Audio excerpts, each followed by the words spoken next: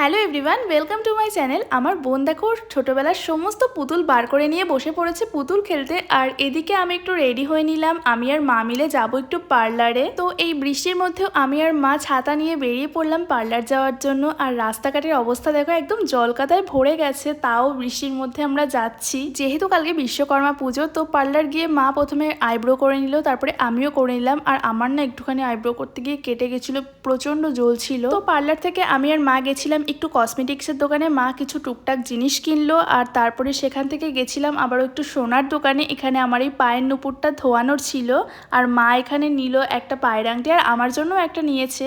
আর ভাই দেখো এখানে মুখটা কি করছে। তারপরে আমরা সোনার দোকান থেকে কিছু কেনাকাটি করে গেলাম আমি একটু আইসক্রিম খেতে, আমার প্রচণ্ড আইসক্রিমের ক্রেভিংস হচ্ছিল। তারপরে আমি গেছিলাম একটু মুদিখানার দোকানে ডাল আর তেল আনতে, তারপরে বাড়ি এসে খেয়ে নিলাম আইসক্রিম। সো আজকের ভিডিওটা এই পর্যন্তই, দেখা হচ্ছে নেক্সট ভিডিওতে, বাই।